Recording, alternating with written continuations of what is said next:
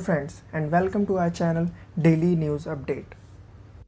तो आज हम बात करने वाले हैं इंडिया की न्यू एजुकेशन पॉलिसी के बारे में, जो कि 34 साल बाद चेंज हुई है। आज एनईपी को सेंट्रल मिनिस्ट्री ने मंजूरी दे दी है और साथ ही अब एचआरडी मिनिस्ट्री का नाम बदलकर मिनिस्ट्री ऑफ एजुकेशन कर दिया जाएगा। इसके बाद नेशनल टेक्नोलॉजी फोरम NETF बनाया जाएगा, यानी जितने भी टेक्नोलॉजी ओरिएंटेड कॉलेजेस हैं सबको एक जगह मर्ज करके बनाया गया है। इसके अलावा एक सिंगल रेगुलेटर होगा हायर एजुकेशन इंस्टीट्यूशन के लिए। जैसे आज क्या होता था, UGC, AICTE, इन सबको बदल करके एक यूनिट बनाया जाएगा। इसके बाद MPhil जो कोर्स है उसको भी डिसकंटिन्यू किया जाएगा। इसके बाद नेक्स्ट पॉइंट हम देखते हैं UG कॉलेजेस। जितने भी अंडर ग्रेजुएट कॉलेजेस हैं जनरली उनको ऑटोनॉमी नहीं मिलती। उनको सारी जो कॉलेजेस हैं एक तरीके से इधर उधर से बंधे होते हैं, कभी स्टेट से कभी सेंट्रल से। अब बोला गया है जितने भी अंडर ग्रेजुएट कॉलेजेस हैं उनको ज़्यादा ऑटोनॉमी मिलेगी। उनको बताया जाएगा किस तरीके से आप अपना खर्चा कर सकते हो, ये सारी चीज़ों की आज़ादी दी जाएगी। अप्रॉक्सीमेटली इंडिया में 45 के एफिलिएटेड कॉलेजेस हैं और इस सिस्टम के अंदर क्या होगा, academic, administrative and financial autonomy. एक तरीके से उनको एकेडमिक लेवल पे सिलेबस डिसाइड करने की आज़ादी, एडमिनिस्ट्रेशन में किसको रखना है किसको नहीं रखना है उसकी आज़ादी, और किसको कितना ग्रांट देना है वो भी फाइनेंशियल ऑटोनॉमी उनके पास होगी। और ये उनके परफॉर्मेंस पे होगा, यानी जितनी अच्छी परफॉर्मेंस होगी उस बेसिस पर डिसाइड करेंगे। नेक्स्ट पॉइंट देखते हैं हम। जैसे कि आपको पता है संस्कृत कैसे धीरे धीरे साइडलाइन हो गई थी, तो अब संस्कृत को मेन स्ट्रीम लैंग्वेज बनाने की बात कही जा रही है। और ये बोला गया है कई सारे स्कूलों में ये फॉलो नहीं हो रहा था, उसको अब 3 लैंग्वेजेस, जो 3 लैंग्वेज होते हैं उसमें से एक कंपलसरी लैंग्वेज बनाया जाएगा, सिर्फ और सिर्फ प्राइमरी एजुकेशन में नहीं, हायर एजुकेशन में भी। और इसके अलावा संस्कृत की जो यूनिवर्सिटी है उसको मल्टी डिसिप्लिनरी इंस्टीट्यूशन बनाया जाएगा, यानी संस्कृत जो पॉपुलैरिटी है उसको रीगेन करने की कोशिश की गई है।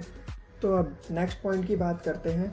IIT में काफ़ी सारे कोर्सेज ऐसे चल रहे हैं जो कि साइंस बैकग्राउंड से नहीं हैं बल्कि आर्ट्स बैकग्राउंड से हैं, लेकिन अब ये बोला गया है कि कहीं ना कहीं एक तरीके से IITs में बताया जाएगा कि जो भी एजुकेशन सिस्टम है उसमें आर्ट्स और ह्यूमैनिटीज़ के और ज़्यादा कोर्सेज इंट्रोड्यूस किए जाएंगे। तो नेक्स्ट देखते हैं अब हम single common entrance exam for all colleges. मतलब एक चीज़ बहुत सिंपल हो गई है, अब ऐसा नहीं होगा कि आपको हर कॉलेज या स्टेट बोर्ड के लिए आपको अलग से एग्ज़ाम देना पड़े। तो अब सारे एग्ज़ाम के लिए कॉमन एग्ज़ाम हो जाएगा, जिसको ऑर्गेनाइज कौन करेगा, नेशनल टेस्टिंग एजेंसी NTA। तो अब नेक्स्ट पॉइंट हम देखते हैं, बोर्ड एग्ज़ाम का पैटर्न चेंज होगा। अब क्या होगा कि नॉलेज एप्लीकेशन के बारे में ज़्यादा पूछा जाएगा, यानी कि रटी हुई चीज़ों के बारे में कम पूछा जाएगा, यानी कि एप्लीकेशन के माध्यम से चीज़ें पूछी जाएंगी। और अब हर सब्जेक्ट में ऑब्जेक्टिव भी होगा और डिस्क्रिप्टिव भी। नेक्स्ट हम देखते हैं एग्ज़ाम सिस्टम क्या होगा। पहले जो सिस्टम था वो था 10+2 मॉडल। अब जो सिस्टम है वो है 5+3+3+4, यानी फर्स्ट 5 ईयर ये डिफ़ाइन करेगा कि क्लास 1 से लेकर क्लास 2 तक जो बच्चे पहुँचेंगे उनको मॉनिटर किया जाएगा। नेक्स्ट 3 साल जो होंगे ये एक प्रिपरेटरी स्टेज होगा, 3 to 5 क्लास में जो बच्चे हैं उनको मॉनिटर किया जाएगा। और इसके बाद जो 3 ईयर हैं उसमें क्लास 6 से लेकर क्लास 8 वाले बच्चे को देखा जाएगा।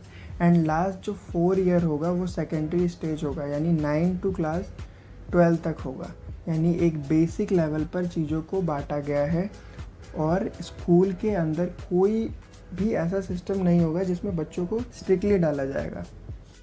अब यहाँ पर ये भी बोला गया है, कई सारे स्कूल क्या करते थे कि साइंस लेना है अगर आपको तो 70% होनी चाहिए। ये सारे रूल्स अब वो अप्लाई नहीं कर सकते हैं, यानी स्टूडेंट जो भी कोर्स लेना चाहे ले सकते हैं।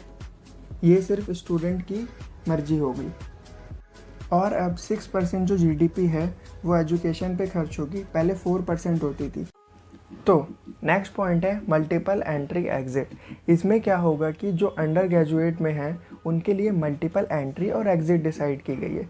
इसमें क्या है कि आप कभी भी एग्ज़िट ले सकते हैं और एक फ़िक्स टाइम पीरियड डिसाइड होगा जिसमें आपको एंट्री लेनी है, और इस पीरियड में आप कभी भी एंट्री ले सकते हैं और आपने जहाँ भी कोर्स छोड़ा होगा आप वहीं से कंटिन्यू कर सकते हैं। मान लीजिए आपने सेकेंड ईयर में कोर्स छोड़ा होगा तो आप आगे कंटिन्यू थर्ड ईयर से ही कर सकते हैं।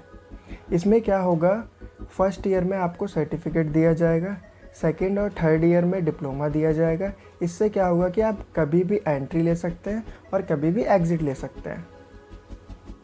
इसके अलावा और कोई अपडेट आती है तो हम आपके लिए लेकर आएंगे। तब तक आप हमारे चैनल को सब्सक्राइब कीजिए, लाइक कीजिए, कमेंट कीजिए और बेल आइकन को प्रेस करना ना भूलें। Thank you.